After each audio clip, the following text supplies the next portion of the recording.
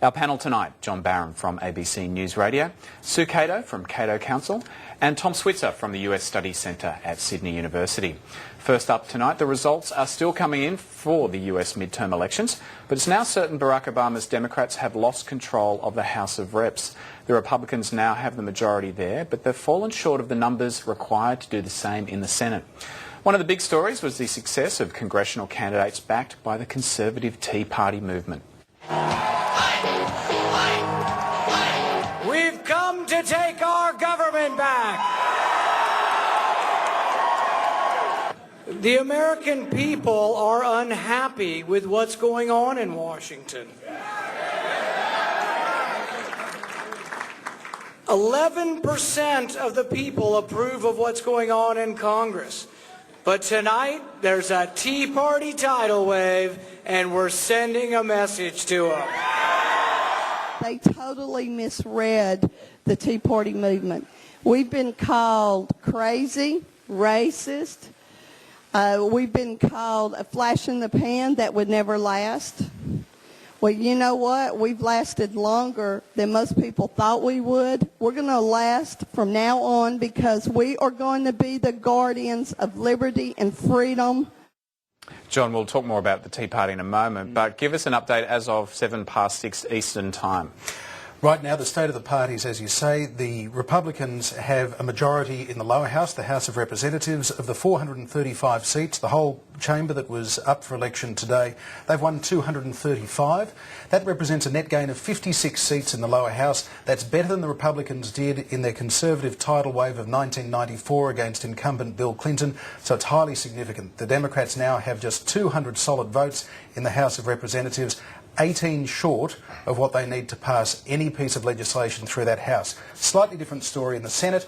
In the Senate, there has been a 6-seat loss to the Democrats, but they have retained a slim majority. It's looking like being 53 to 47 in that 100-seat Senate chamber. Only 37 seats were up for election. So that's helped to insulate the Democrats just a little bit, and it falls short of what the Republicans were hoping for today. So in a way, we're kind of in a hung parliament situation here. Both sides have reason to celebrate or be a little bit relieved. Both sides have reasons to be a little bit concerned. So is the result as good as it might seem for the Republicans? Well, this is the open question right now. We saw Rand Paul there in the introduction.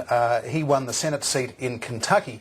That was a seat that Republicans were always going to win. So to be a Republican with a libertarian Tea Party sort of backing and winning that, that's fine, but that was always going to be a blue state. A couple of other Senate seats where Tea Party-backed Republicans contested and failed, like Delaware and Nevada, where Senate Majority Leader Harry Reid has managed to hold on against the odds against Sharon Engel, who was painted as being too extreme.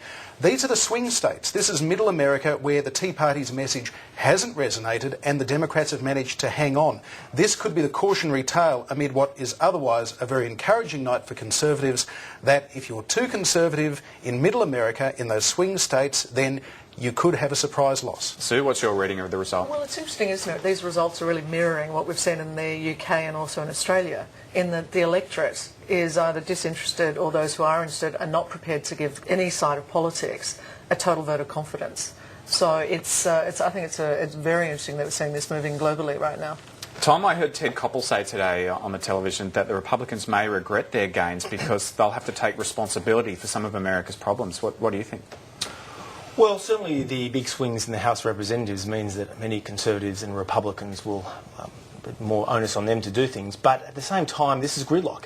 Charles Krauthammer has argued in a very perceptive column only a week ago that presidents, when they really want to get things done, they do it in the first 18 months of their administration, in the first term and then in the second term. There's going to be lame duck governance, I think, in Washington for the best part of the next 2 years, and we'll wait for the outcome of the presidential election. I agree with what John and Sue were saying. I'd simply say that one should not underestimate this election result. I mean, the historic loss for a president's party at a midterm election is 24 seats in the House and 4 in the Senate. Now, this is more than double that in the House. and it'll be 6, possibly 8 in the Senate. So this is a huge repudiation of President Obama and his liberal democratic agenda in Washington. It'll be Sue. It'll be interesting to see how Wall Street responds. And Wall Street, of course, has been the big baddie in this campaign. If you've ever been sort of seen or had a photo taken in Wall Street, you've seen that photo used in this election campaign against you. But it will be interesting. This is a time when we actually need clear policy. This is a time when we need decisive movements from governments. And when you've got the UK hamstrung and playing politics and policy for the market, the US is now going to be, it's going to be football again. We're seeing it in Australia.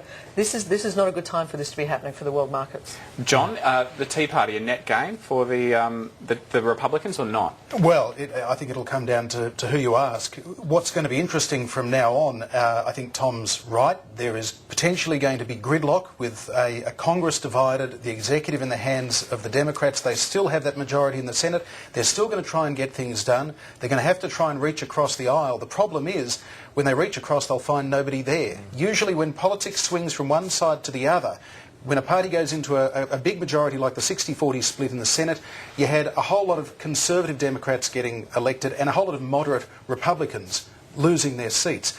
What's happened this time, though, instead of moderate Republicans coming into the Senate, we're seeing people like Rand Paul coming into the Senate, who is, in fact, further to the right. So this idea that there is a political centre that Barack Obama can shift to now is highly debatable. Right now, it looks as though American politics is something of a donut with a hole in the middle. And what Obama does about that hollow centre now, and in trying to get anything done between now and 2012, is going to be interesting to see.